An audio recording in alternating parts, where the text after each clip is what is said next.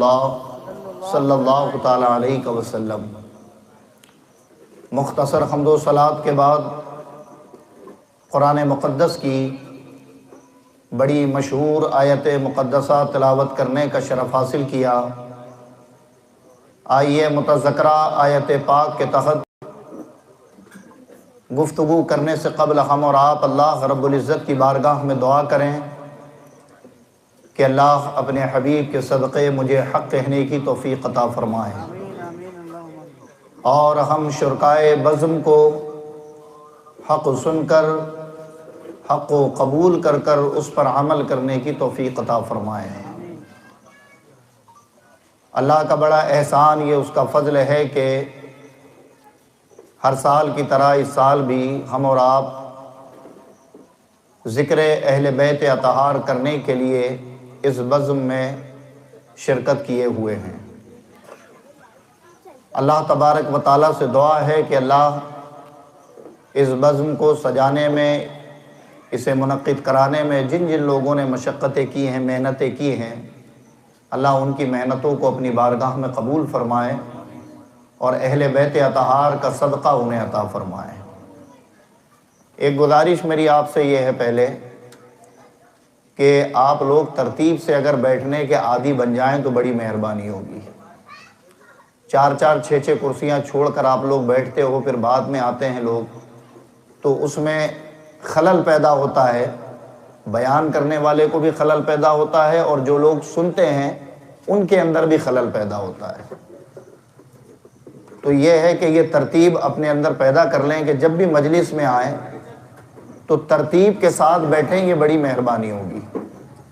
پہلے اچھے سے تمام لوگ بیٹھ جائیں جو سننے آئے ہیں، اس کے بعد انشاءاللہ میں آج کے موضوع اور آج کی گفتگو کا آغاز کرتا ہوں۔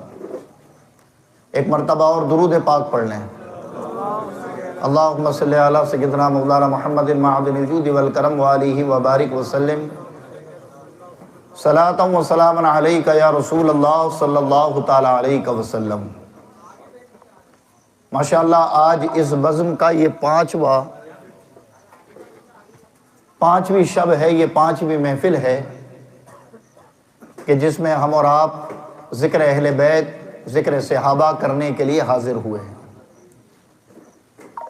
گزشتہ 4 دنوں میں آپ حضرات نے رسول پاک کے آخری ایام سے کل کی شب سیدنا عثمان غنی ذوالنورین رضی اللہ تعالیٰ عنہ کی شہادت اور ان کی خلافت کے چند ایک واقعات سماعت فرمائے۔ آج جن کے عنوان پر گفتگو کرنی ہے ان کا مقام، ان کا مرتبہ اہل بیت اطہار میں سب سے بلند و بالا ہے۔ آج مولائے کائنات شیر خدا خلیفہ چہرم حضرت علی کرم اللہ تعالی وجہہ الکریم کی سیرت مبارکہ ہمیں اور آپ کو سننی ہے، سماعت کرنی ہے۔ میری گزارش ہے کہ اللہ کے رسول صلی اللہ تعالی علیہ وسلم کی احادیث مبارکہ کے مطابق ویسے تو تمام صالحین کا ذکر عبادت ہے، لیکن خصوصیت کے ساتھ اللہ کے نبی نے اپنی زبان مبارک سے ارشاد فرمایا، ذکر علی عبادہ، فرمایا علی کا ذکر عبادت ہے۔ تو اب آپ عبادت میں کس انداز میں بیٹھے ہوتے ہیں یہ آپ خوب جانتے ہیں، تو آپ سے گزارش ہے کہ اسی انداز میں بیٹھ کر گفتگو کو سماعت کریں تو سننے کا مزہ 2 گنا زیادہ ہوگا۔ حضرات محترم، میں نے جس آیت مبارکہ کی تلاوت کی، یہ قرآن پاک کی وہ صریح آیت ہے جو اہل بیت کی محبت کا ہمیں حکم دیتی ہے، اور اللہ قرآن میں کہتا ہے قُلْ لَا أَسْأَلُكُمْ عَلَيْهِ أَجْرًا إِلَّا الْمَوَدَّةَ فِي الْقُرْبَى۔ اے محبوب آپ فرما دیں کہ میں خدمت دین پر تم سے کوئی اجرت طلب نہیں کرتا، إِلَّا الْمَوَدَّةَ فِي الْقُرْبَى، لیکن میری قرابت دار، میرے گھر والوں سے محبت کرو۔ اللہ کے رسول صلی اللہ تعالیٰ علیہ وسلم پر جب اس آیت مودت کا نزول ہوا تو صحابہ اکرام نے عرض کیا یا رسول اللہ اس سے مراد کون ہیں؟ تو نبی پاک نے اپنی چادر مبارک پھیلائی،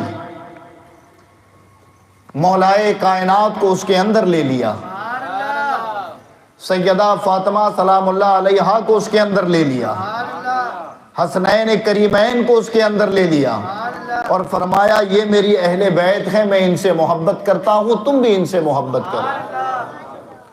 حضرات گرامی، آج انہی اہل بیت میں جن کا مقام سب سے بلند ہے، جنہیں دیکھنا عبادت ہے، جن کا ذکر عبادت ہے، نام نامی مولائے کائنات حضرت علی شیر خدا رضی اللہ تعالیٰ عنہ، ان کی سیرت طیبہ، ان کے فضائل و مناقب آج میں اپنے علم کے مطابق آپ کے گوشے گدار کرنے کی کوشش کروں گا۔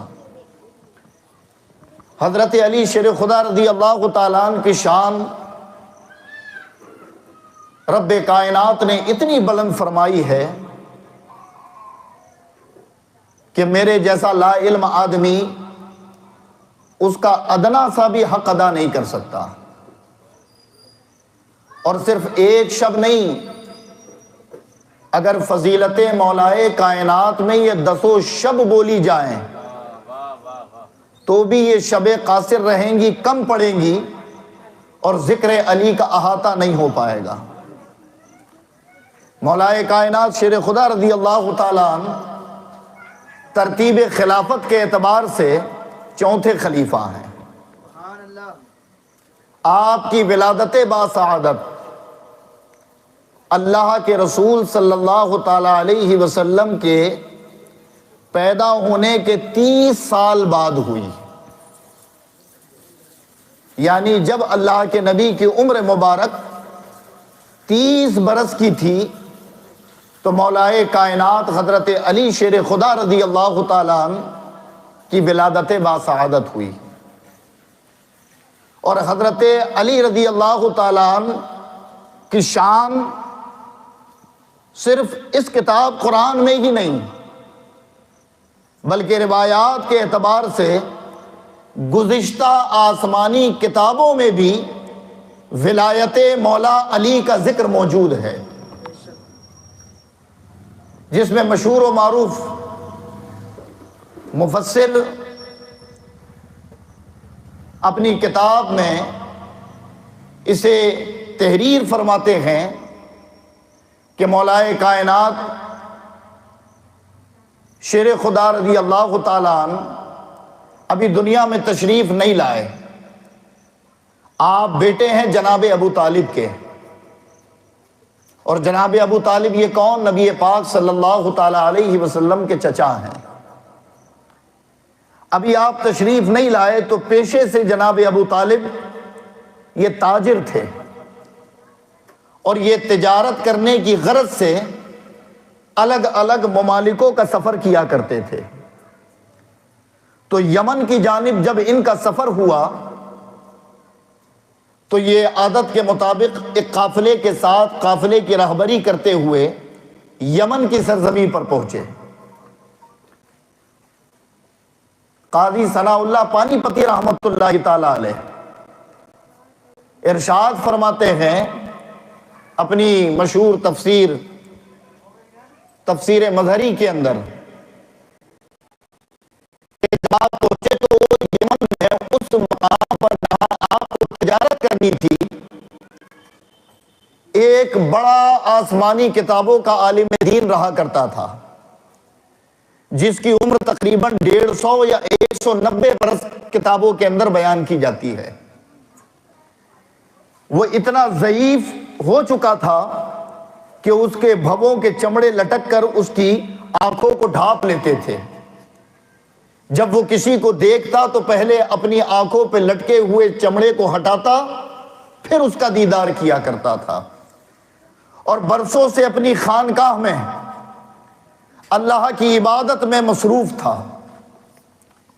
اسے خبر ملی کہ مکہ سے قافلہ آیا ہے، اور جب بھی کوئی قافلہ مکہ کی طرف سے جاتا تو وہ بے چین ہو جایا کرتا تھا۔ جب اسے یہ خبر ملی کہ مکہ سے قافلہ آیا ہے، تو فوراً اس نے اپنے خداموں کو کہا جاؤ پتہ کرو کہ آنے والے کس شہر اور کس قبیلے سے تعلق رکھتے ہیں۔ اس کے خدام گئے، جا کر پتہ کیا تو معلوم ہوا کہ قبیلہ قریش کے ایک باشندے جناب عبد مناف ابو طالب تشریف لائے ہیں۔ یہ سنتے ہی وہ کہتا ہے کہ برائے کرم اس قافلے کا جو سربراہ ہے اسے میرے پاس لے آؤ۔ خدام گئے، دعوت دے کر اسے لے کر آیا، اور لے کر آنے کے بعد جب جناب ابو طالب اس بزرگ سے ملے تو وہ اپنی آنکھوں سے چمڑے کو ہٹا کر جناب ابو طالب کے چہرے پر نظر ڈالتا ہے اور کہتا ہے کہ اگر میں غلط نہیں ہوں تو میرے سوالوں کی صرف آپ تصدیق کرو گے، آپ جواب دو گے۔ پہلے یہ بتاؤ کہ آپ کا نام کیا ہے؟ انہوں نے کہا میرا نام ابو طالب ہے۔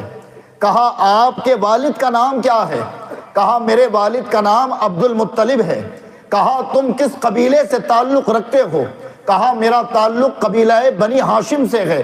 کہا بس اب اس کے بعد میری باتوں کی تصدیق کرنا۔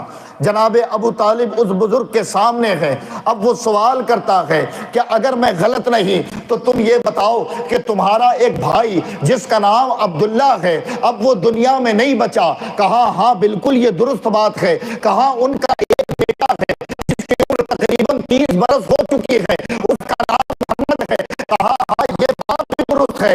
کہا اگر میں غلط نہیں ہوں تو ان قریب رب کائنات تمہاری پشت سے ایک بچے کا تولد فرمائے گا، اور اس بچے کی شان یہ ہوگی کہ یہ محمد رسول اللہ کا خلیفہ رہے گا، اللہ اسے ولایت کا تاجدار بنائے گا۔ ابھی تک مولا علی پیدا نہیں ہوئے۔ جب یہ جملہ سنا جناب ابو طالب نے تو کچھ مشکوک ہو گئے، اور مشکوک ہو کر فرمایا کہ میں تیری بات کیسے مان لوں؟ کہا جو سوال کرنا ہے مجھ سے کر لو۔ تو روایت میں ہے کہ قریب ایک انار کا درخت سوکھا ہوا لگا تھا۔ اس شخص نے کہا کہ اللہ کے حکم سے تر و تازہ ہو جا۔ بس اس کے کہتے ہی وہ تر و تازہ ہو گیا۔ جناب ابو طالب اپنے تجارت کا مال فروخت کر کر بیچ کر جب مکہ واپس لوٹے اور اپنے گھر گئے، دروازے پر دستک دی تو آپ کی زوجہ، آپ کی بیوی سیدہ فاطمہ بنت اسد نے آپ کا استقبال کیا۔ جب گھر کے اندر مولا علی داخل ہوئے، مولا علی کے والد ابو طالب داخل ہوئے تو سیدہ فاطمہ بنت اسد فرماتی ہے کہ مبارک ہو میرے سرتاج، ان قریب اللہ ہمیں اولاد سے نوازنے والا ہے، میری گود بھر چکی ہے۔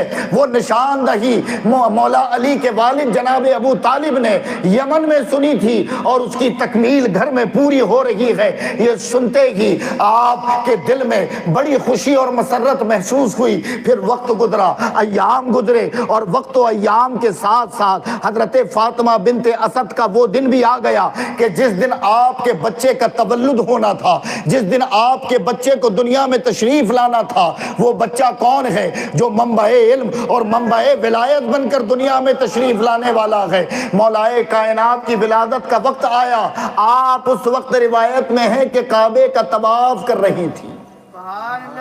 جناب فاطمہ بنت اسد اس وقت کعبے کا طواف کر رہی تھی، اور دوران طواف آپ کو درد ذے یعنی کہ بچے کی پیدائش کا درد اٹھا۔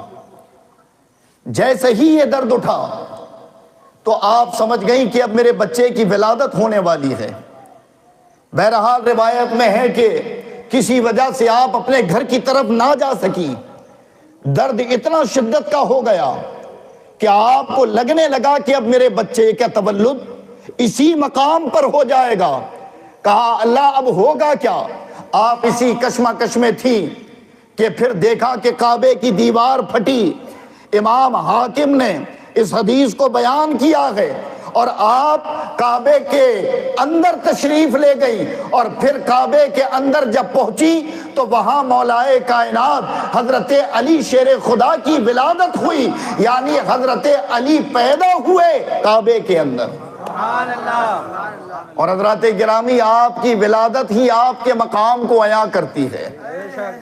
آپ کی پیدائش گاہ ہی آپ کی شان و آپ کے مرتبے کو بتاتی ہے۔ اور یہ جملہ میں اس لیے کہتا ہوں تاکہ پتہ چلے کہ ہم جس علی کے ماننے والے ہیں ان کا مقام و مرتبہ رب نے کتنا بلند و بالا کیا ہے۔ اس لیے کہ رسول پاک نے کئی ایک احادیث میں فرمایا ہے کہ لوگ الگ الگ درختوں کے پھل ہوتے ہیں، لیکن میں اور علی ایک ہی درخت کے دو پھل ہیں۔ اللہ کے رسول کی یہ حدیثیں بھی کتابوں کے اندر موجود ہیں۔ مولا کائنات کا تولد کعبے کے اندر ہوا۔ یہ کعبے کے اندر تولد کرانے کا مقصد کیا تھا؟ حضرات اگر ذہن کو حاضر رکھ کر سو گے تو ایمان تازہ ہو جائے گا۔ صرف یہی نہیں، جو تمام کے ساتھ ذکر ہے وہی شان علی بیان کرنا جانتے ہیں۔ قسم خدا کی اگر علی کی محبت حقیقت معنوں میں دل میں ہو اور پھر کوئی مطالعہ کر مولا علی کی شان بیان کرے تو حقیقت میں عقل حیران رہ جاتی ہے کہ رب تم نے کیا شان علی کو عطا فرمائی تھی، کیا مقام علی کو عطا فرمایا تھا۔ یہ تولد گاہ بتا رہی ہے کہ شان علی کیا ہے۔ اب توجہ کے ساتھ سنیں، پیدا کہاں ہوئے؟ کعبے کے اندر۔ المستدرک میں امام حاکم نے اسے بیان فرمایا، کعبے کے اندر پیدا ہوئے۔ یہ کعبہ بنایا کس نے؟ یہ کعبے کی تعمیر کی کس نے؟ حضرت آدم سے لے کر حضرت ابراہیم تک کئی بار تعمیر ہوئی، لیکن اس کی بنیاد ابھی تک جو موجود ہے وہ تعمیر ابراہیمی۔ اللہ کے رسول نے بھی اسے تعمیر فرمایا، دور رسول میں بھی تعمیر ہوا، اس کی جدید تعمیر کی گئی۔ لیکن اللہ نے وَإِذْ يَرْفَعُ إِبْرَاهِيمُ الْقَوَاعِدَ مِنَ الْبَيْتِ وَإِسْمَاعِيلُ، یہ حکم جو دیا تھا کہ اے ابراہیم اسماعیل کے ساتھ مل کر اسے یرفع، ان بنیادوں کو اٹھاؤ، تو حضرت ابراہیم نے کعبے کو تعمیر فرمایا۔ جب کعبہ تعمیر ہو گیا تو پھر اسی کعبے کی عظمت و شان رب کائنات نے بیان فرمائی اور فرمایا اے ابراہیم انطہر بیتی للطائفین والعاکفین والرکع السجود، اے ابراہیم اس گھر کو پاک رکھنا، اس گھر کو صاف رکھنا، اس لیے کہ لوگ یہاں رکوع کریں گے، لوگ یہاں سجدے کریں گے۔ اب آپ خود بتائیں کہ جب بچے کی پیدائش ہوتی ہے تو گندگی ہوتی ہے یا نہیں، ناپاکی ہوتی ہے یا نہیں۔ اب آپ رب کا کرم دیکھیں اور شان جب وہ بڑھاتا ہے تو انداز کیا ہوتا ہے۔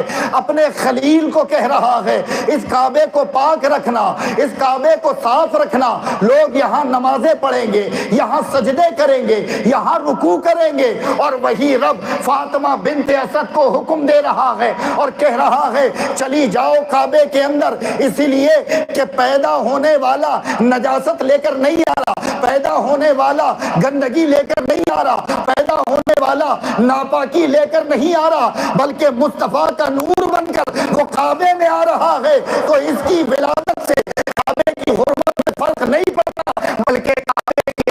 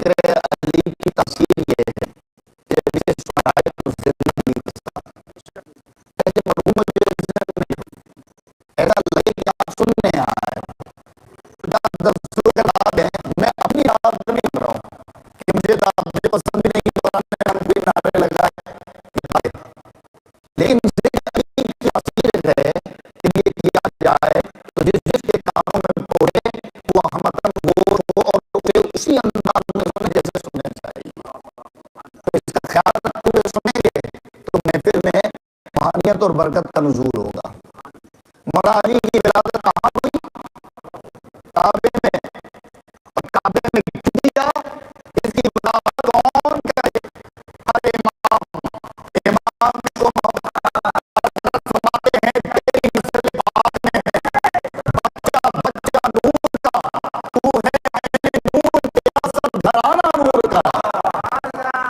یہ بتا دیا کہ وہ کعبے میں پیدا ہوئے نور ہیں۔ حضرات گرامی، مولا کائنات کی ولادت ہوئی، سیدہ فاطمہ بنت اسد نے مولا علی کو اپنے ہاتھوں میں لیا، اور لینے کے بعد جب آپ باہر تشریف لائی تو مصطفیٰ جان رحمت کو اللہ کے رسول تشریف لائے، جب دیکھا کہ آپ کے چچا کے یہاں بیٹا پیدا ہوا ہے تو وحلانہ محبت کے ساتھ انہیں گود میں لیا۔ اچھا، اس سے پہلے جو واقعہ بیان کیا جاتا ہے کہ جب تک نبی نہیں آئے تھے، مولائے کائنات دنیا میں تشریف تو لے آئے لیکن نہ روئے نہ آنکھیں کھولی، تو بظاہر لوگ سمجھ رہے تھے کہ یہ بچہ جو پیدا ہوا ہے تو بڑا متبرک، لیکن زندہ ہے کہ نہیں، اس کے اندر زندگی باقی ہے یا نہیں، اور وہ کب تک آنکھیں بند رہی، کب تک زبان سے الفاظ ادا نہیں ہوئے، جب تک مصطفیٰ جان رحمت تشریف نہ لے آئے۔ اور جیسے ہی نبی آئے، آپ کی گود میں علی کو دیا گیا۔ جب نبی نے علی کو گود میں دیا ہے، علی نے مصطفیٰ کی خوشبو محسوس کی، آنکھیں کھولی، تو سب سے پہلے اگر علی نے کسی چیز کا دنیا میں دیدار کیا تو وہ چہرہ مصطفیٰ ہے، چہرہ وضحا ہے، کہ مصطفیٰ کا چہرہ دیکھ کر مولائے کائنات نے آنکھیں کھولی۔ اللہ کے نبی نے پھر حضرت علی کا نام، یعنی اس بچے کا نام علی رکھا، اپنا لعاب چھٹایا۔ اور ایک روایت میں ہے کہ غسل جو ولادت کے بعد دیا جاتا ہے بچے کو، وہ غسل بھی مصطفیٰ نے مولائے کائنات کو دیا۔ یہ مولائے کائنات شیر خدا حیدر قرار حضرت علی رضی اللہ تعالیٰ عنہ کی ذات ہے۔ حضرات گرامی، حضرت علی کا لقب ہے حیدر قرار۔ کیا لقب ہے؟ حیدر قرار۔ دیکھو، حیدر کا ایک معنی ہوتا ہے، حیدر کا شیر، یہ معنی بھی ہوتا ہے، اسد کا معنی بھی شیر ہوتا ہے، اور قرار جو لفظ ہے، یہ قرار کا معنی ہوتا ہے پلٹ پلٹ کر وار کرنے والا۔ کیا معنی ہوتا ہے؟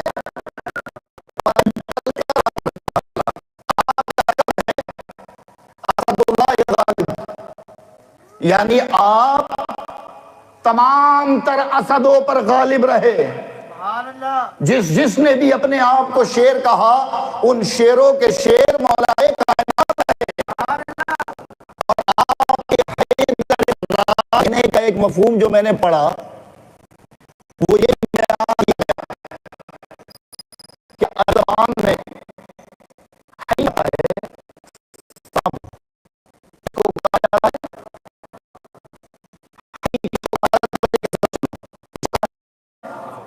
سانپ کو، اور قرار کہا جاتا ہے پھاڑ دینے والے کو۔ حی کا معنی سانپ ہوا اور یہ پھاڑ دینے کا معنی قرار۔ مولائے کائنات کا جو یہ لقب ہوا، اس لقب تعلق سے ایک روایت یہ بھی بیان ہوئی ہے، اور روایت یہ ہے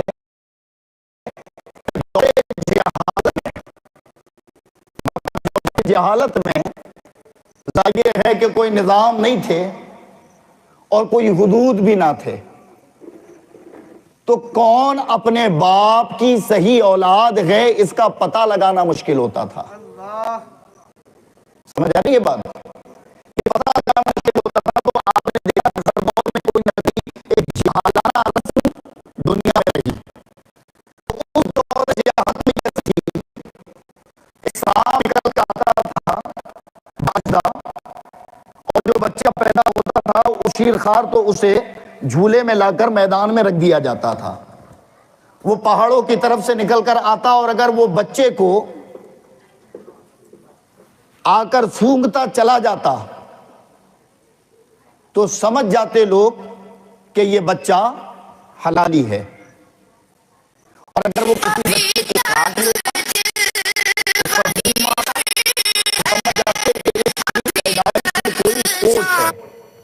یہ طریقہ دور جہالت میں تھا۔ جب دور جہالت میں یہ طریقہ رہا تو ظاہر ہے کہ پورا مکہ اس کی گرفت میں تھا، تو مولائے کائنات کو بھی بچپن میں جب آپ جھولے میں تھے، آپ کو لا کر میدان میں لٹا دیا گیا، اور جب میدان میں لٹایا گیا تو وہی طریقہ اپنایا کہ وہ سانپ نکل کر آئے گا، پھر آپ کو چیک کرے گا کہ آپ اصلی ہیں یا نہیں۔ آپ کی والدہ اپنے حجرے سے بیٹھے یہ منظر دیکھ رہی تھی، فاطمہ بنت اسد۔ اچانک وہ سانپ نکل کر آیا، اور آنے کے بعد جیسے جیسے مولا علی کی طرف وہ بڑھنے لگا تو آپ کی والدہ یہ دیکھ کر، ماں تھی، کچھ دل گھبرایا، لیکن یہ بھی جانتی تھی کہ میرا بیٹا کوئی عام نہیں ہے، اس کی شان کوئی چھوٹی نہیں ہے۔ جب وہ قریب آ گیا تو آپ نے مولا علی کی طرف متوجہ ہو کر فرمایا، حیدر، یعنی حکم دیا، اے علی اسے پکڑ کر پھاڑ دے۔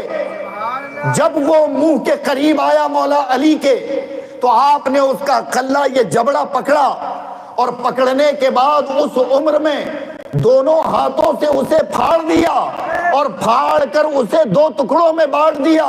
یہ دیکھ کر سب حیران ہوئے۔ ابو جہل بدبخت بھی موجود تھا، وہ قریب آیا اور آنے کے بعد لوگوں سے کہا، دیکھو آج اس نے ہماری رسم کو ختم کر دیا، آج یہ سانپ کو مار دیا گیا۔ اتنے میں رسول اللہ تشریف لائے۔ اب ابو جہل کہتا ہے، اے محمد دیکھو تمہارے بھائی نے یہ کیا کیا، تمہارے چچا زاد اخی نے یہ کیا کیا کہ وہ سانپ جو حلالی اور غیر حلالی میں تمیز کرواتا تھا اس کا منہ پکڑ کر پھاڑ دیا۔ اب بتاؤ جب کوئی بچہ پیدا ہوگا تو وہ اصلی ہے یا نہیں، اس کا فرق کون کرے گا؟ یہ سن کر مصطفیٰ مسکرائے اور مسکرا کر فرماتے ہیں، اب ڈرنے کی ضرورت نہیں ہے، اب یہ فیصلہ علی کرے گا، یعنی جو اس سے محبت کرے گا وہ اپنے باپ کی اولاد ہوگا، اور جو اس سے نفرت اور بغض رکھے گا سمجھ جاؤ کہ اس کے نسب میں خرابی ہے۔ نعرہ تکبیر، نعرہ رسالت، نعرہ حیدری، وطن مولا میرے نبی نے بولا، واہ واہ واہ واہ، نعرہ تکبیر، نعرہ رسالت، نعرہ حیدری۔ حضرت گرامی مولائے کائنات شیر خدا حضرت علی رضی اللہ تعالیٰ عنہ کی یہ شان ہے کہ بچپن میں ہی آپ کو آپ کی ماں حیدر قرار کہہ رہی ہے، حیدر کہہ رہی ہے، اور یہ قرار کا لقب بعد میں ملا کہ پلٹ پلٹ کر وار کرنے والا۔ بہرحال مولائے کائنات شیر خدا رضی اللہ تعالیٰ عنہ کی شان بچپن میں بلند ہو رہی ہے۔ اللہ کے رسول صلی اللہ تعالیٰ علیہ وسلم نے اپنی کفالت میں رکھ کر ان کی تربیت فرمائی۔ مکہ میں قحط آیا، قحط سمجھتے ہو؟ قحط کہتے ہیں بھوک مری کو، جبکہ کہیں سوکھا پڑ جائے، بارش نہ ہو تو اس جگہ کو کہتے ہیں یہ قحط زدہ ہو گیا، یہ قحط میں مبتلا ہو گیا۔ تو مکہ میں قحط کا دور تھا، اور جناب ابو طالب ان کا حال یہ تھا کہ یہ بڑی غربت میں تھے، یہ کثیر العیال تھے، ان کے پاس اتنا مال نہیں تھا کہ یہ اپنے تمام تر بچوں کی ضروریات پوری کر لیں۔ تو ہمارے نبی تو پوری دنیا کو احساس کا درس دینے آئے ہیں۔ اللہ کے نبی صلی اللہ تعالیٰ علیہ وسلم نے اپنے چچا عباس رضی اللہ تعالیٰ عنہ سے یہ مشورہ کیا کہ ہمارے چچا ابو طالب قحط کی وجہ سے ویسے ہی پریشان ہیں، تو چلیں ہم ان کا کچھ بوجھ ہلکا کر دیتے ہیں اور ان کے جو بچے ہیں انہیں اپنی کفالت میں لے لیتے ہیں۔ تو حضرات یہ دونوں یعنی حضرت عباس اور امام الانبیاء جناب ابو طالب کے گھر پہنچے، آنے کا مقصد بیان کیا، اور مقصد بیان کر کر کہتے ہیں کہ اے چچا ہم آئے اس لیے کہ ہم چاہتے ہیں کہ آپ کے ان بچوں میں، ان بیٹوں میں آپ 2 ہمیں دے دیں تاکہ ہم ان کی کفالت کریں، ان کو اپنے ساتھ رکھیں۔ اللہ کے نبی اور حضرت عباس رضی اللہ تعالیٰ عنہ کا یہ مشورہ قبول کر لیا۔ نعرہ تکبیر، نعرہ رسالت، نعرہ رسالت، مسلک اعلی حضرت، مسلک اعلی حضرت۔ علی علی ہے ذکر علی کے ہر دیوانے کا نہیں یہ ذکر دیوانوں کے بھول جانے کا، ولی بھی، ملائکہ بھی، انبیاء بھی، امتی بھی تمام طواف کرتے ہیں حیدر کے جنم خانے کا۔ ماشاءاللہ۔ اللہ کے رسول اور آپ کے چچا جب جناب ابو طالب کے گھر گئے اور آنے کے مقصد کو بیان فرمایا تو آپ کے چچا جناب ابو طالب نے آپ کے آنے کے مقصد کو قبول کیا اور فرمایا کہ علی اور حضرت جعفر طیار ان میں سے جسے چاہو لے لو۔ حضرت عباس نے جناب جعفر طیار کو اپنی کفالت میں لے لیا اور خود امام الانبیاء محمد الرسول اللہ نے مولائے کائنات کا ہاتھ پکڑا اور انہیں اپنی کفالت میں لے لیا۔ اس دن سے لے کر جب تک نبی رہے حضرت علی کی تربیت مصطفیٰ جان رحمت نے فرمائی۔ مصطفیٰ جان رحمت نے ان کی کفالت کے تمام تر امور کو تکمیل تک پہنچایا۔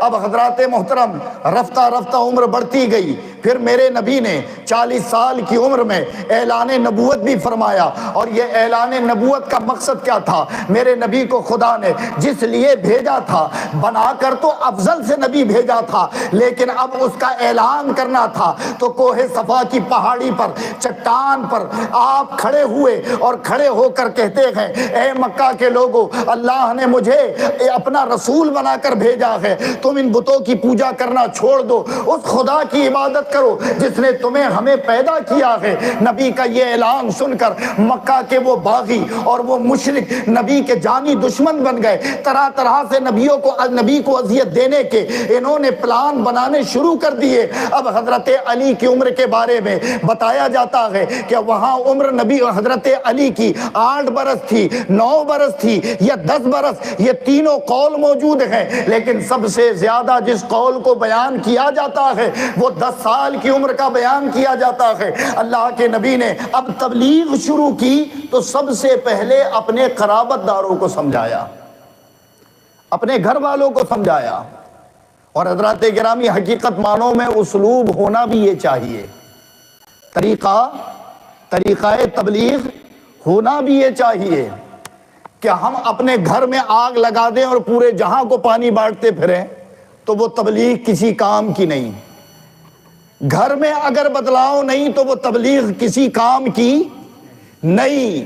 یہ امام الانبیاء نے پیغام دیا تو اپنے قرابت داروں کو آپ نے دعوتیں دے دے کر بلائی اور پھر ان کے لیے دسترخوان سجائے، اور جب انہیں کھلا پلا دیتے تو کھلانے اور پلانے کے بعد کہتے کہ اے میرے قرابت داروں، میں یہ نہیں چاہتا کہ تم جہنم کا ایندھن بنو، تمہیں جہنم کی آگ میں جلایا جائے، میں چاہتا ہوں کہ تم اس خدا کو مان لو جس نے مجھے اپنا رسول بنا کر دنیا میں بھیجا ہے، اور اس کی الوہیت اور وحدانیت کا اقرار کرو۔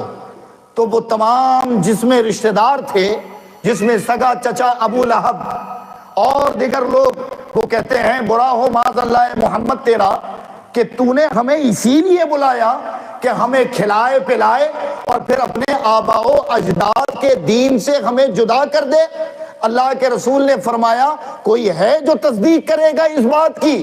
تو حضرات گرامی اس 10 سال کی عمر میں مولائے کائنات کا جذبہ دیکھو، تمام خاندان کے بڑے بیٹھے ہیں، جب کسی کی آواز نہ نکلی تو 10 برس کے مولا علی کھڑے ہو کر کہتے ہیں یا رسول اللہ، میں آپ کی تصدیق کرتا ہوں، میں مانتا ہوں کہ اللہ نے آپ کو رسول بنا کر بھیجا ہے۔ اللہ کے نبی بار بار علی کو ہاتھ لگا کر بٹھاتے، لیکن علی بار بار جوش میں آتے اور کہتے جب ان کی زبانوں سے نہیں نکلتا تو میں اقرار کرتا ہوں کہ آپ اللہ کے رسول ہیں۔ سبحان اللہ، سبحان اللہ۔ 10 سال کی عمر میں مولائے کائنات شیر خدا حیدر قرار حضرت علی رضی اللہ تعالیٰ عنہ نے رسول پاک صلی اللہ تعالیٰ علیہ وسلم کے دین کو اپنایا۔ آپ نے 10 سال کی عمر میں اسلام کو قبول کیا، ایمان لایا، اور اس کے بعد سے پھر وہ جرت اور وہ شجاعت کے ساتھ مصطفیٰ کے دین کے لیے زندگی گزری ہے کہ اللہ کے رسول نے پھر مکے میں تبلیغ فرمائی۔ مکے میں 23 سال نبی پاک رہے، جتنی اذیتیں نبی نے اٹھائیں ان تمام تر اذیتوں میں نبی کے دیگر صحابہ اور مولا کائنات شامل رہے۔ پھر اللہ کے رسول کو اللہ نے حکم دیا اے محبوب اب ہجرت کر کر مدینے چلے جاؤ۔ تو جب میرے نبی نے ہجرت فرمائی تو حضرت محترم یہ واقعہ کئی مرتبہ آپ نے سنا ہے، الگ الگ انداز میں لوگوں نے بتایا ہے، لیکن آج میں اس میں ایک اہم نقطہ بتانا چاہتا ہوں کہ میرے نبی جب ہجرت کو جا رہے تھے تو ہجرت کو جاتے وقت جناب ابو بکر کو اپنے ساتھ لیا، اور ساتھ لینے کے بعد حضرت ابو بکر کے ساتھ اللہ کے رسول ہجرت کر گئے، اور ہجرت سے پہلے مولا علی کو بلایا۔ بلانے کے بعد فرمایا اے علی سنو، آج رات اللہ کے حکم سے میں ہجرت کر جاؤں گا، تم آج اپنے بسترے پر نہیں میرے بسترے پر لیٹ جاؤ، یہ امانتیں میں تمہیں دے جاتا ہوں، ان امانتوں کو لو، جب صبح اٹھو گے تو یہ امانتیں بانٹ کر تم بھی مدینہ چلے آنا۔ میرے نبی رات ہی رات وہ 40 کافروں کے سامنے سے نکل گئے، لیکن انہیں نظر نہیں آئے۔ جناب ابو طالب رضی اللہ تعالیٰ عنہ کو ساتھ لیا، صدیق اکبر کے ساتھ میرے نبی نے ہجرت کے سفر کو شروع کر دیا اور مولا علی کو اپنے بسترے پر لیٹایا۔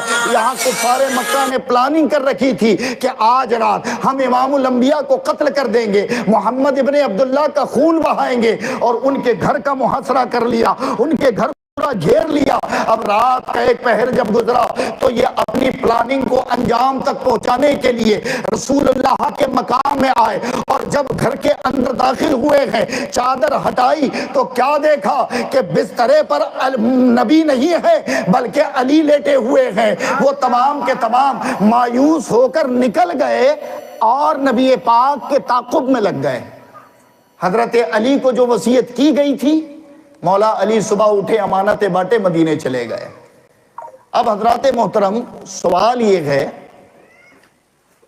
کہ بلا شبہ اس سے پہلے میں نے بتا چکا ہے کہ علی کا لیٹنا، نبی کا لیٹانا، علی فرماتے ہیں کہ مجھے اس رات جو نیند آئی کبھی نہیں آئی۔ فرمایا وہ بستر موت تھا، اس میں آپ کی جان جا سکتی تھی۔ تو حضرت علی نے وہ عقیدہ دیا جو عقیدہ اہل سنت کا ہے کہ میرے نبی کو علم غیب ایسا ہے، صرف جنت میں کیا ہے، گزشتہ دور میں کیا ہوگا، پہاڑ کے پیچھے کون غلام ہے، اتنا نہیں، بلکہ رب نے یہ علم بھی دیا تھا کون کب تک جیے گا، کون کب کہاں مرے گا، یہ حضرت علی نے وعدے کر دیا۔ مولائے کائنات اٹھے امانتیں بانٹے، یہ سب سن چکے ہو۔ سوال یہ ہے کہ مولائے کائنات کو ہی مصطفیٰ نے کیوں لیٹایا؟ توجہ سے سن رہے ہو؟ مولائے کائنات حضرت علی کو ہی بسترے پر کیوں لیٹایا؟ اور صحابہ تھے، کسی اور کو کہہ جاتے، کچھ مکہ میں بھی رک گئے تھے جنہوں نے ہجرت نہیں کی، بعد ہجرت کی، ان میں سے کسی کا انتخاب کر جاتے، لیکن حضرت علی کو بسترے پر لیٹا کر جانے کا مقصد کیا تھا؟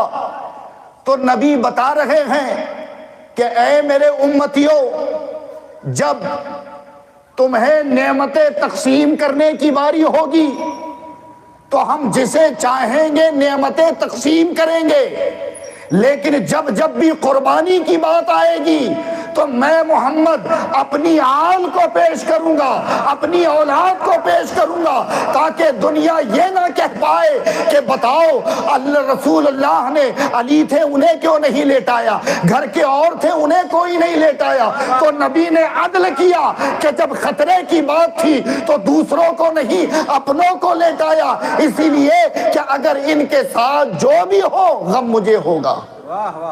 یہ فکر امت اور یہ مصطفیٰ جان رحمت کا عدل ہے کہ مولائے کائنات کو بسترے پر لیٹایا کہ جب قربانی کی بات آئے تو میرے اپنوں کو میں بارگاہ خدا میں پیش کروں، میں اپنوں کو بارگاہ خدا میں پیش کروں۔ لیکن حضرات بھلا کبھی ایسا ہو سکتا تھا؟ ایسا ہو سکتا تھا کہ نبی کہہ جائیں کہ صبح اٹھنا، امانتیں بانٹنا، سورج پورب کی جگہ پچھم سے نکل سکتا تھا، لیکن خدا مصطفیٰ کی بات کو بدل نہیں سکتا تھا۔ علی کو کہا صبح اٹھنا، یعنی علی کا عقیدہ اور ایمان ہو گیا کہ آج مجھے موت نہیں آئے گی، آج میرا کوئی کچھ بگاڑ نہیں سکتا۔ مولا کائنات نے ہجرت کی، ہجرت کر کر مولا کائنات پھر مکہ مدینہ طیبہ کی جانب چلے گئے اور مقام قباء میں جا کر نبی پاک کے ساتھ مل گئے۔ یہ وہ مقام جہاں 15 دن میرے رسول امام الانبیاء ہمارے آقا تشریف فرما رہے ہیں، اور مقام قباء پر ایک مسجد بنائی جسے مسجد قباء اسلامی تاریخ کی سب سے پہلی مسجد کہی جاتی ہے۔ اس کی فضیلت یہ ہے کہ جو کبھی اس میں 2 رکعت نفل پڑھے تو اسے 1 عمرے کا ثواب دیا جاتا ہے۔ بہرحال وہاں سے ہجرت کر کر نبی پاک مدینہ طیبہ تشریف لے گئے، اور مدینہ طیبہ تشریف لے جانے کے بعد پھر وہاں کے جانثاروں نے جو استقبال کیا وہ آپ سیرت کی کتاب اور دیگر مواقع پہ سنتے ہو۔ اللہ کے رسول پھر مدینے میں رہے تو مدینے میں جنگ بدر ہوئی، جنگ احد ہوئی، جنگ خندق ہوئی، جنگ خیبر ہوئی، یہ تمام اور بھی دیگر غزوات اور جنگیں ہوئی۔ ان سب میں مولا کائنات پیش رہے، ان تمام تر جنگوں میں آپ شریک رہے، جبکہ آپ کا طریقہ، آپ کا حال مدینے میں یہ ہوا کرتا تھا کہ بڑی غربت میں آپ کی زندگی تھی۔ اسی دوران آپ کا نکاح بھی سیدہ طیبہ طاہرہ سیدہ فاطمہ الزہرا رضی اللہ تعالی عنہا سے مصطفیٰ نے کروایا۔ وہ واقعہ میں کل پرسوں جب بھی تاریخ آئے گی بیان کروں گا۔ حضرات محترم، مدینے میں ہی حسنین کریمین کی ولادت ہوئی، لیکن ابھی فقط موضوع مولا کائنات ہے، اس لیے میں حضرت علی شیر خدا کی فضیلت پر کلام کروں گا۔ حضرات محترم، حضرت علی رضی اللہ تعالیٰ جو شیر خدا حیدر قرار ہیں، نبی پاک کی مدنی زندگی میں یہ 10 سال نبی کے ساتھ رہے مدینے میں۔ ان 10 سالوں میں اللہ کے رسول نے حضرت علی کی شان بیان فرمائی، ان کے مقام و مرتبے کو امت تک پہنچایا، اور وہ کتنے بلند و بالا مقام تھے کہ اللہ کے نبی مولائے کائنات کے لیے فرماتے ہیں انا مدینۃ العلم وعلی بابوہا، میں علم کا شہر ہوں، علی اس کے دروازے۔ فرما علی منی وانا من العلی، میں علی سے ہوں، علی مجھ سے ہیں۔ انا دار الحکمہ وعلی بابوہا، میں حکمت کا گھر ہوں اور علی اس کے دروازے۔ اور پھر حضرات مولائے کائنات کو وہ فضیلت بھی عطا فرمائی کہ حضرت علی شیر خدا رضی اللہ تعالیٰ عنہ کو مصطفیٰ جان رحمت نے اپنے کاندھے پر سوار کرایا ہے اور بت شکنی کروائی ہے۔ یعنی مدنی زندگی میں جب فتوحات ہوئی، دیگر غزوات ہوئے، تو پھر اللہ کے رسول صلی اللہ تعالیٰ علیہ وسلم نے جہاں خیبر میں مولائے کائنات کو علم بردار اور سپہ سالار بنا کر پہنچایا اور کہا خدا نے جس کے ہاتھ میں فتح لکھی ہے کل صبح میں اس کے ہاتھ میں جھنڈا دوں گا۔ مولا علی کو بلایا اور بلانے کے بعد جھنڈا دیا، آنکھوں میں تکلیف تھی تو اپنا لعاب ڈالا، وہ تکلیف ختم ہو گئی۔ مولائے کائنات گئے جو کئی دنوں سے قلعہ فتح نہیں ہوا تھا، جب مولائے کائنات گئے تو ارزق نامی پہلوان سے سامنا ہوا اور اس سے کہتے ہیں کہ وہ کون اب ان کے پاس جو بہادر ختم ہو گئے، جو نوجوان لڑکوں کو بھیجنا شروع کر دیا، تو وہاں بھی شجاعت مولائے کائنات تھی۔ آپ فرماتے ہیں تو میری کم سنی پر نہ جا، میری ماں نے میرا نام حیدر قرار رکھا ہے، یعنی کہ پلٹ پلٹ کر وار کرنے والا شیر۔ پھر جب جنگ ہوئی ہے تو چند واروں میں اس کے پورے غرور کو مولائے کائنات نے مٹی میں ملا دیا۔ اور حضرات خیبر کے دروازے کو اپنے ہاتھوں سے اکھاڑا، اپنی پشت پر لیا، اور اس کے بارے میں بتایا جاتا ہے کہ وہ اتنا وزنی تھا کہ 40 لوگوں سے بعد میں وہ ہلا بھی نہیں، جو مولائے کائنات نے تنہا نکالا تھا۔ یہ ایک فضیلت نہیں کہ اللہ کے نبی نے دے کر کہا تھا کہ آج علی کے ہاتھ میں فتح ہے، اس لیے آپ کو فاتح خیبر کہا جاتا ہے۔ مولائے کائنات کی شان یہ اتنی نہیں بلکہ خود مصطفیٰ نے کاندھے پر مولا علی کو اٹھایا، اور کاندھے پر اٹھانے کا مقصد یہ بتانے کے لیے کہ یہ میرے علی کی شان، یہ اس کا مرتبہ، یہ اس کا مقام ہے۔ حضرات محترم دیکھیں جب مکہ فتح ہو گیا تو بت توڑے جانے لگے. جب بت توڑے جانے لگے تو ایک بت اونچائی پر تھا. مولائے کائنات شیر خدا رضی اللہ تعالیٰ عنہ کو اللہ کے رسول صلی اللہ تعالیٰ علیہ وسلم نے کہا علی تم میرے کاندھے پر چڑھو اور ان بتوں کو توڑ دو. تو مولا علی فرماتے یا رسول اللہ ادب تھا، بہتر یہ نہ ہو کہ آپ میرے کاندھے پر چڑھ جائیں. تو اللہ کے رسول نے جواب دیا علی تم نبوت کا بوجھ نہیں اٹھا سکتے.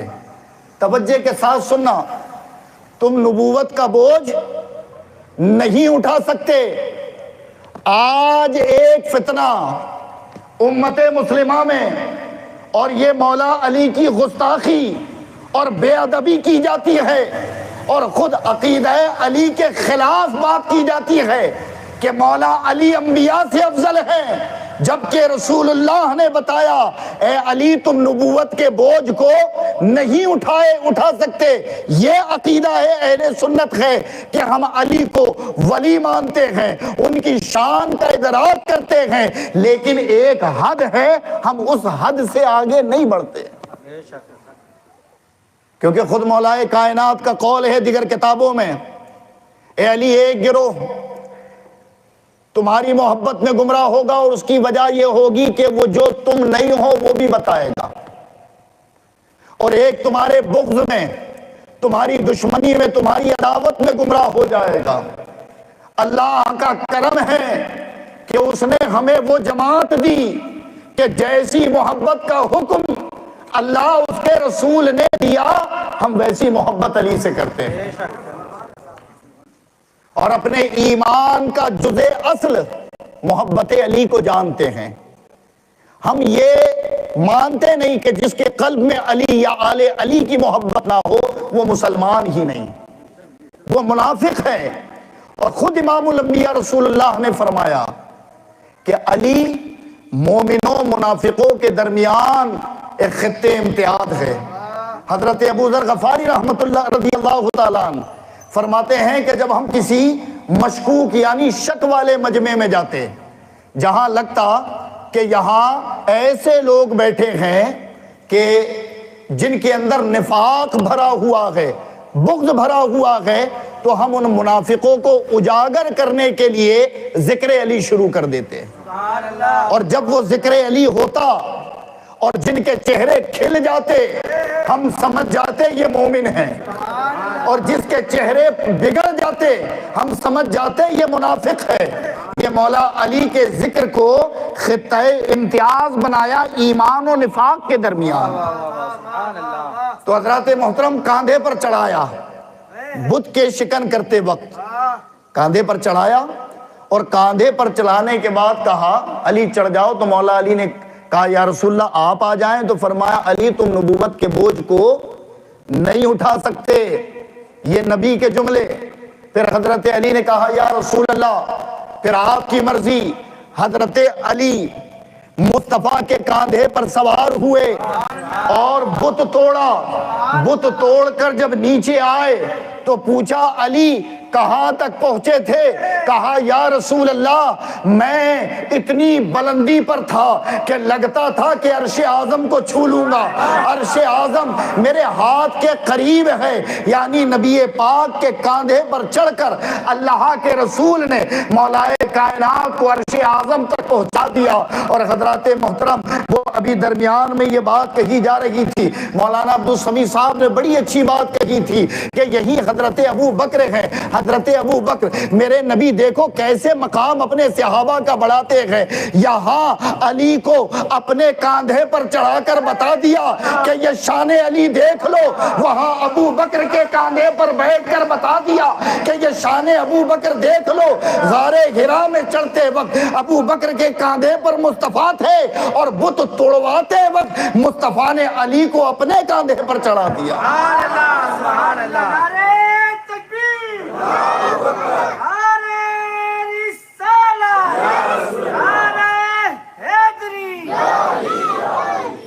مولا کائنات شیر خدا حضرت علی رضی اللہ تعالیٰ عنہ ماشاء اللہ کی یہ شان مصطفیٰ جان رحمت نے بلند فرمائی یہ مقام اور مرتبہ آپ کو دیا۔ پھر جب رسول پاک صلی اللہ تعالیٰ علیہ وسلم کا بظاہری وصال ہو گیا، 63 سال کی عمر مصطفیٰ جان رحمت نے پائی، اور آپ کا وصال بکمال ربیع الاول شریف کے مہینے میں ہوا۔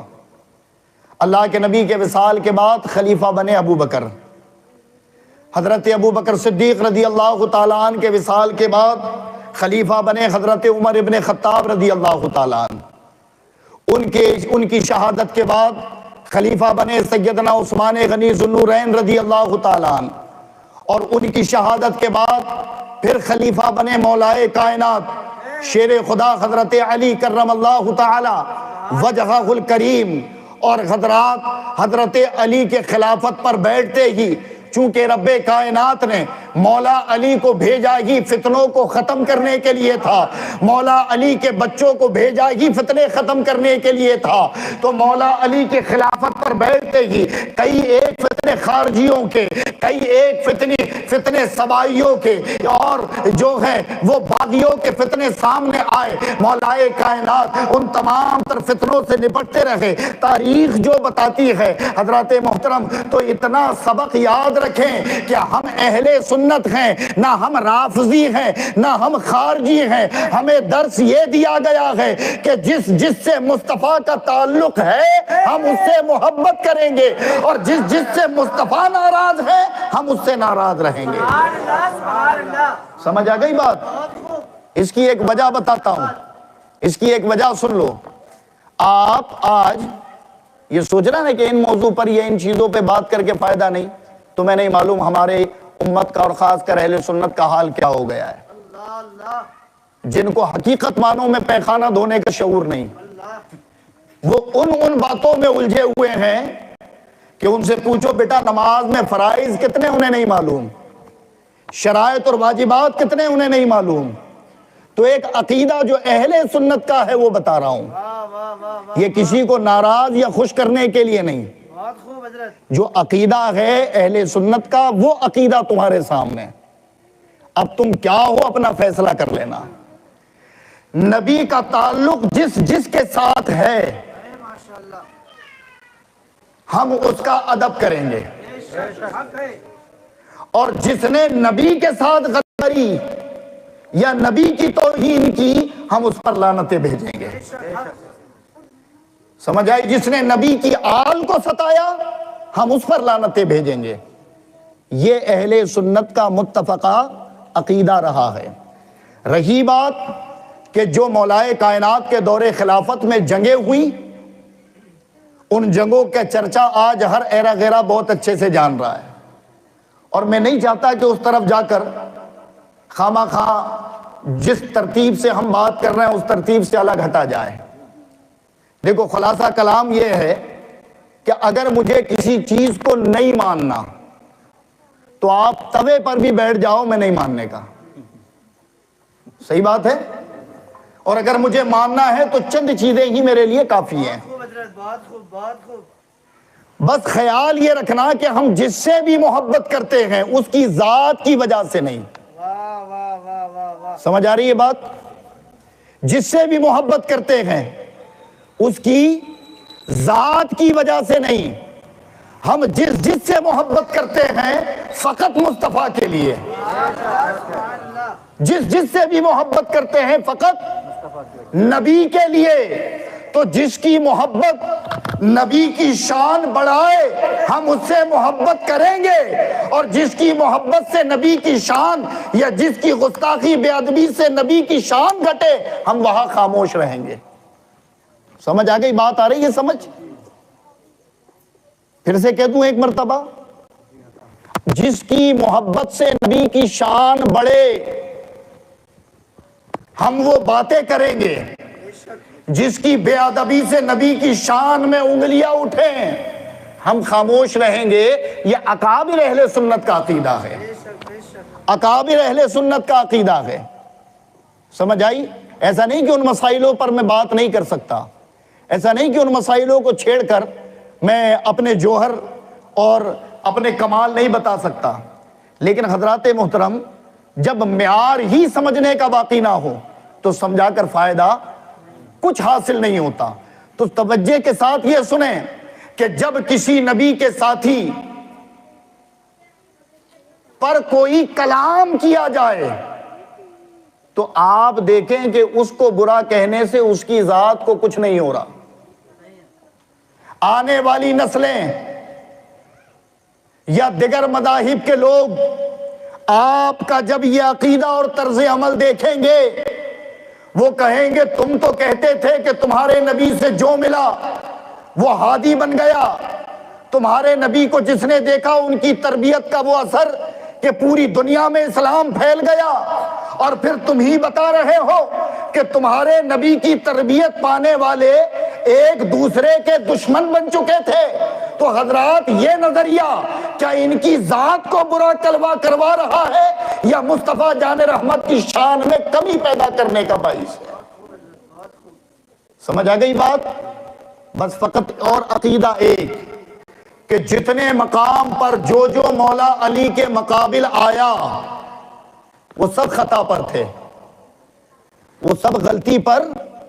یہ اہل سنت کا جو اجماع ہے متفقہ عقیدہ ہے۔ اب وہ کون سی خطا تھی؟ اجتہادی۔ اجتہاد تو میں سمجھا اتنی دیر میں سمجھا پاؤں گا نہیں، تو جو لفظ نیا سنا ہے اجتہاد وہی دماغ میں رکھو کہ وہ خطائے اجتہادی جو کہتے ہیں اسے ہی دماغ میں رکھو۔ مولا علی کے مقابل جو بھی آئے وہ سب خطا پر، اور ان کا فیصلہ اللہ کے یہاں ہے۔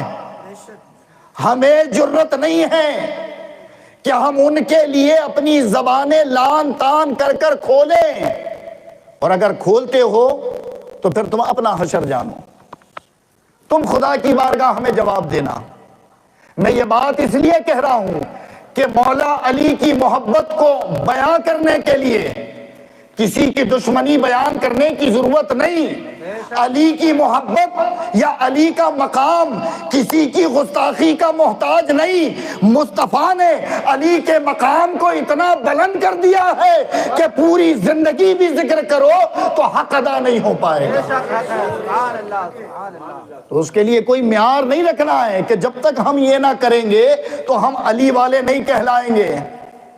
یہ غلط سوچ ہے، یہ غلط طریقہ ہے۔ بہرحال حضرت علی شیر خدا کا دور خلافت خانہ جنگی کے حوالے ہو گیا، بڑے سارے فتنے الگ الگ طریقوں سے نکل پڑے، اور انہی فتنوں کو سر کرتے کرتے مولائے کائنات شیر خدا رضی اللہ تعالیٰ عنہ کی شہادت کوفہ کی سرزمین پر ہوئی۔ مولائے کائنات تھے مدینے میں، حضرت علی نے دارالسلطنت یعنی کہ راجدھانی منتقل کی مدینے سے کوفہ جو کہ عراق کا ایک شہر ہے۔ وہاں جا کر مولائے کائنات نے اپنا وقت گزارا، اپنی زندگی کے ایام گزارے۔ 5 سال یا 6 برس کا عرصہ آپ کی خلافت کا گزرا ہے۔ 3 ماہ کچھ دن کی روایت آتی ہے۔ پھر خارجیوں میں ایک شخص ہے عبد الرحمن ابن ملجم، اور اس شخص کے بارے میں حقیقت معنوں میں عجیب عجیب روایتیں ہیں۔ یہ عبد الرحمن ابن ملجم بدبخت، اس نے حالت نماز میں مولائے کائنات شیر خدا رضی اللہ تعالیٰ عنہ کو زہریلی تلوار سے ضرب ماری سر پر کہ وہ آپ کے گلے کے قریب تک آ گئی، اور حالت نماز میں مولائے کائنات مسجد کے اندر شہید ہو گئے۔ کوفہ کی سرزمین پر یہ مولائے کائنات کا مقام اور یہ زندگی کا جو سفر تھا کتنا عظیم تھا۔ پیدا ہوئے تب بھی خدا کا گھر، جب شہادت پائی تب بھی خدا کا گھر، یعنی ولادت خانہ کعبہ میں ہوئی اور شہادت مسجد کوفہ کی جامع مسجد میں ہوئی۔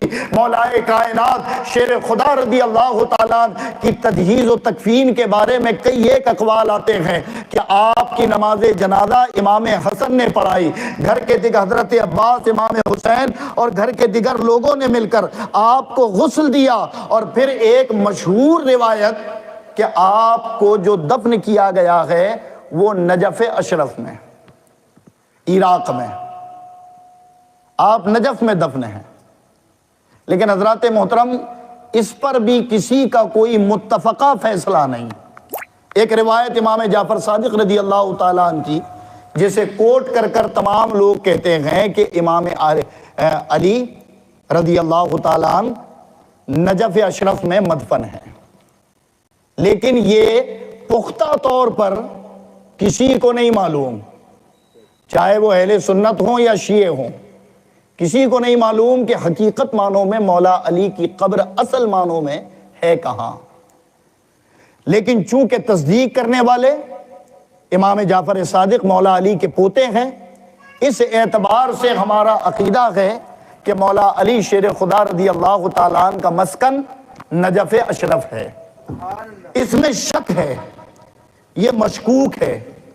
اس کے مشکوک ہونے کی وجہ سن لو، جو سب سے اہم اور خاص فضیلت تھی وہ بچی ہے، اور اسے میں نے اسی لیے آخر کے لیے رکھا۔ یہ خاص فضیلت مولا کائنات کی کہ آپ کی قبر مشکوک، اللہ کے رسول نے حجۃ الوداع فرمایا۔ حجۃ الوداع فرمانے کے بعد اللہ کے رسول صلی اللہ تعالی علیہ وسلم واپس مدینہ تشریف لا رہے تھے، تو ایک جگہ ہے مقام غدیر خم، توجہ کے ساتھ سن لو، سبحان اللہ، یہ جس نام پر ادھم مچاتے ہیں لوگ یا آپس میں لڑتے ہیں، پہلے تو پتہ ہونا چاہیے کہ وجہ ہے کیا۔ وجہ پتہ ہوتی تو اتنا وبال ہی نہیں ہوتا۔ مقام غدیر خم ایک وادی ہے، ایک جگہ ہے جہاں اللہ کے رسول لوٹے تو 1,00,000 سے زائد صحابہ رسول اللہ کے ساتھ اس مقام پر پڑاؤ ڈالا، قیام کیا۔ اللہ کے رسول کھڑے ہوئے خطاب کے لیے تو فرمایا النبی اولا بالمؤمنین من انفسہم، اے لوگو کیا اس بات کا تم اقرار کرتے ہو کہ میں تمہاری جانوں سے زیادہ قریب ہوں؟ قالوا بلا، تمام صحابہ نے کہا یا رسول اللہ ہم اسے مانتے ہیں، آپ ہماری جانوں سے زیادہ قریب ہیں۔ تو کہا جب یہ مان لیا ہے کہ میں تمہاری جانوں سے زیادہ قریب، تو قریب ہی مولا علی موجود تھے۔ علی کا ہاتھ پکڑا اور بلند کر کر فرمایا من کنت مولا فعلی مولا، میں جس کا مولا علی اس کے مولا۔ یہ مقام خم میں مصطفیٰ جان رحمت نے اعلان فرمایا۔ سمجھ آئی بات؟ یہ مقام خم میں کہا۔ تو وہ جو اہل تشیع کا طریقہ ہے غدیر خم کا، وہ عید منائے، کوئی حرج نہیں، ان سے ہمارا کوئی تعلق بھی نہیں ہے۔ سمجھ آئی بات؟ اگر ہم کریں اس دن کو، سیلیبریٹ کریں اس دن کو، اگر ہم منائیں تو ہم مشابہت سے بچیں۔ بس آپ نام رکھیں، جب بھی کبھی کریں تو نام کیا رکھیں؟ جشن ولایت اعلان مولائے کائنات۔ سبحان اللہ، سمجھ آ گئی بات؟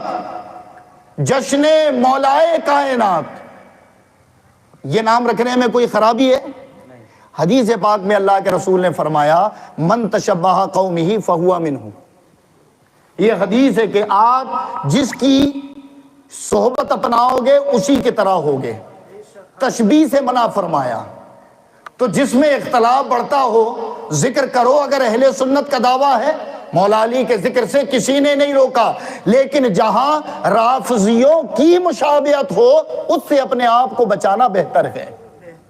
سمجھ آ گئی بات؟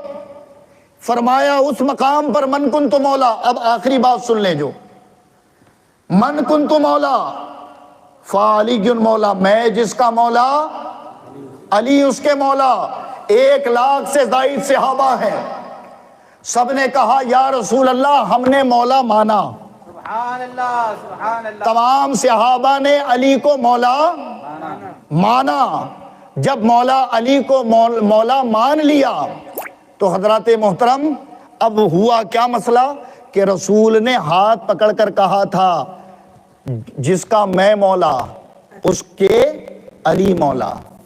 اللہ کے نبی نے فرمایا جس نے علی کو ایذا دی اس نے مجھے ایذا دی، جس نے علی سے بغض رکھا اس نے مجھ سے بغض رکھا۔ اور فرمایا علی میں مولا ہوں تو علی بھی امت کا مولا۔ سمجھ آ گئی بات؟ اب یہ کہہ دیا تو جب علی کے فضائل نکلے تو محبتوں کا حال دیکھو کہ کیا ہے۔ اللہ نے سب کی قبریں متفقہ طور پر تصدیق کے ساتھ رکھی۔ سمجھ آ رہی ہے بات؟ سب کی قبریں متفقہ طور پر رکھی۔ جناب ابو بکر و عمر کی قبر نبی کے پہلو میں، عثمان غنی کی قبر جنت البقیع مدینے میں، مولا علی کی قبر کہتے ہیں نجف میں، لیکن شک کے ساتھ پختہ کوئی نہیں کہتا۔ وجہ کیا تھی؟ وجہ دیکھیں، یہ لفظ مولا نہ ابو بکر کے لیے کہا تھا، نہ عمر کے لیے کہا تھا، نہ عثمان کے لیے کہا تھا، فقط علی کے لیے کہا تھا میں جس کا مولا، علی اس کے مولا۔ یہ محبتیں دیکھ کر ہو سکتا تھا کہ آنے والے وقت لوگ عشق و محبت میں یہ بھی کہہ جاتے کہ یا تو نجف جاؤ یا مدینہ، ایک ہی بات ہے، اس لیے کہ علی سے ملنا نبی سے ملنا ہے، نبی سے ملنا علی سے ملنا ہے۔ خدا یہ گوارا نہیں کرتا کہ میرے نبی کی شان میں کمی ہو، اس لیے جو سبب بنتا اسے مشکوک کر دیا۔ سبحان اللہ ماشاء اللہ، بہت سمجھ آئی بات؟ اسے مشکوک کیا۔ یہ سبب ہو سکتا ہے، یہ میرا ذاتی وجدان ہے، واہ سبحان یہ میری ذاتی بات ہے جو میں نے آپ تک پہنچائی، ورنہ مولائے کائنات کی جو بارگاہ ہے وہ نجف اشرف میں موجود ہے۔ حضرات گرامی، حضرت علی شیر خدا رضی اللہ تعالیٰ عنہ کی شہادت کے بعد منصب خلافت پر امام حسن مجتبی رضی اللہ تعالیٰ عنہ فائز ہوئے، اور کل انشاءاللہ حسنین کریمین یعنی امام حسن اور امام حسین رضی اللہ تعالیٰ عنہم مجمعین کی سیرت طیبہ میں آپ تک پہنچانے کی کوشش کروں گا، اور تواتر کے ساتھ پھر ہم سیرت تاریخ کربلا سنیں گے۔ اللہ تبارک و تعالیٰ کہنے سے زیادہ عمل کی توفیق عطا فرمائے۔ جو شرعی غلطی میرے بیان میں ہوئی اللہ تبارک و تعالیٰ اسے معاف فرمائے۔ استغفر اللہ ربی من کل ذنب واتوب الیہ، لا الہ الا اللہ محمد رسول اللہ صلی اللہ تعالیٰ علیہ